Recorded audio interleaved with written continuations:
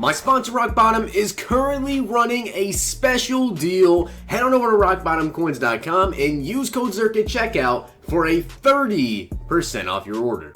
The whole thing wobbin', wobbin'.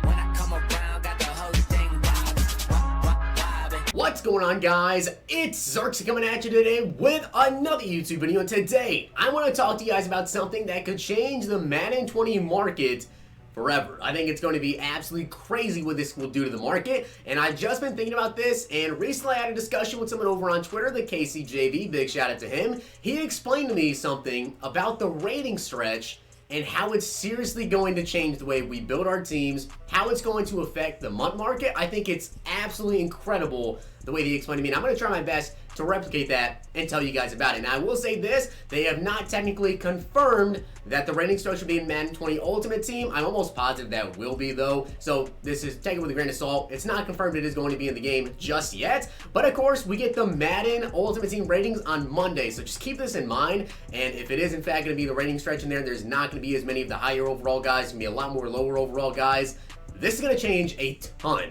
So this could be a big thing for Madden 20 in my opinion, and I honestly feel as though it's a very good thing if it isn't going to be in Madden 20. So that being said, let me go ahead and show you guys the first part of this, and then I'll hop into the second part and the deeper dive into it. So let's go ahead and take a look at something that I've been talking to you guys recently about, and that is holding on to players when you get them with EA access. But here's the thing, and you kind of need to think about this as well. Now, let's say there are in fact going to be less higher overall cards, and of course there's going to be a lot more lower overall guys like 82s, 84s, 85s, and maybe it'll be the same amount of lower overall guys as we're used to, and maybe even the guys that this year got 80s, 81s, 82s, well, maybe be golds. I think that's honestly possible. So if you guys take a look here, right, think about it. If there's less higher overall cards, that is really going to change the market, and it is going to change the pricing on these players. So as you guys can see, day one of EA access, as I've been telling you guys, hold on to cards, obviously. Aaron Donald was 191,000 coins. Now, he is an 89 overall. He is one of the highest overall cards in the game. Here's the thing, though. With Aaron Donald, right, and if you guys take a look at the regular ratings when it comes to head-to-head, there is a big difference between there's 92 overall guys, there's maybe a 90 overall, and then boom, you drop down to like 85, 86. So there's really not going to be that many in between 87, 88, 86 overall guys. The majority of people are probably going to be like 85 or below, and you're going to have very few higher overall cards. Now think about it. With that being said, this is going to change the market immensely because prices are going to be so much higher on higher overall cards. Now, not just that, and I'll get into like a way deeper dive on that in just a second as well with these cards. Basically, even just the base elites should be way higher in price because if they're going to be the higher overall cards, if they're going to maybe be able to have like the better X Factor abilities, and if these players will have power-ups, oh yeah, they're going to be very expensive. And if an 89 overall Aaron Donald, and then the best, like, second best defensive end, of course, maybe there's only one 89 defensive end, it's going to be Aaron Donald possibly. Maybe after him, there's like an 88 overall, like JJ Watt or something.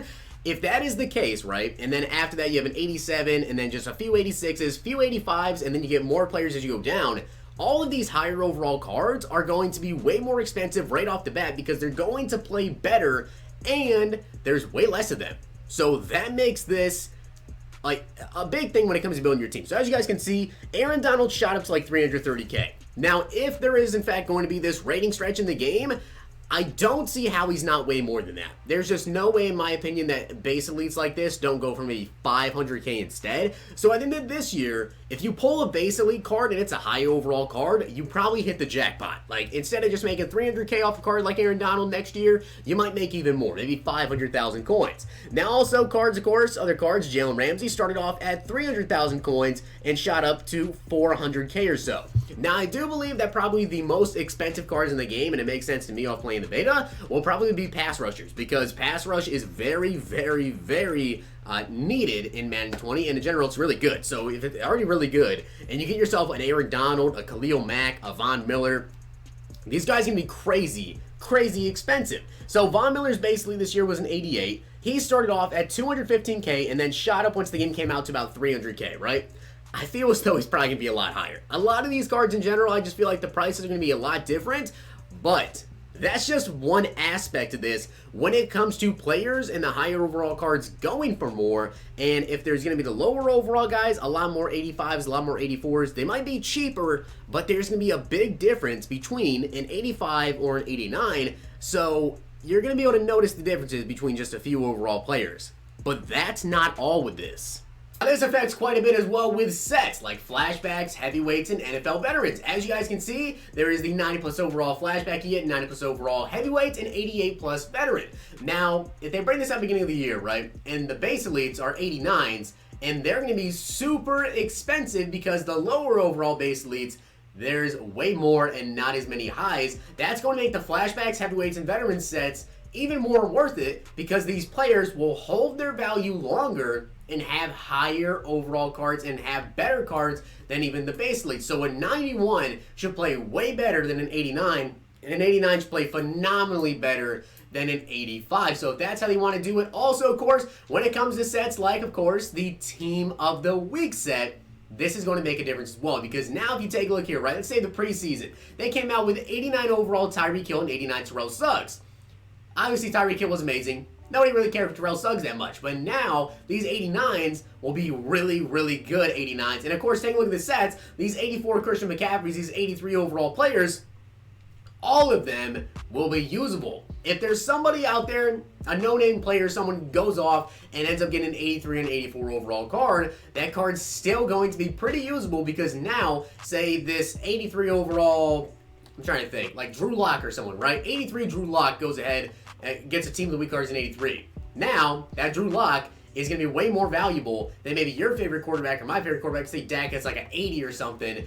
Drew Lock is going to play phenomenally better than that 80 overall, or should at least play way better than that 80 overall. This is going to allow set cards to go ahead and hold their value throughout the year as long as they continue to increase the overall steadily with the other content that is out. So when EA is releasing, 89s, 90s, 91 overall players, there really should not be a lot of people saying, oh, well, this card basically it plays the same as the other guys. If they're a +1, that +1 might actually play a lot better than that other card based on how EA is doing the ratings and how they have mentioned stuff for the head-to-head connected franchise mode. If it's going to be that same way with Ultimate Team, it is really going to change the market.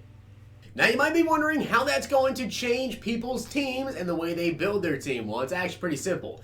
Basically, every single year, and it's kind of a reoccurring thing, everyone tends to have the same exact teams.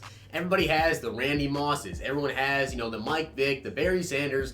Now, while people will still tend to use those higher overall players, I don't think you'll necessarily see the same exact players on every single team, because now, when it comes to these 84 overall players, these 85 overall players, and more specifically so, I think this will affect a lot during the beginning of the year. For people that tend to use the glitchier cards necessarily, when it comes to an 85 or an 84 or an 86, whatever, if there's another 86 overall card that just came out and say you have an 84 overall, some people might not necessarily want to make that upgrade because, well, you have an 84 already, 86, it's not that big of a difference. What's the difference? Well, in Madden 20, it's going to be a big difference. So if you have an 82 overall running back, and out comes the preseason Team of the Week, and you see 84 Christian McCaffrey, the stats on that card should really translate. Holy crap, there is a huge difference this year between 84s and 82. So I think that will allow you to hold the value of these cards and allow you to go ahead, pick up this 84 overall team with Christian McCaffrey if you guys want to.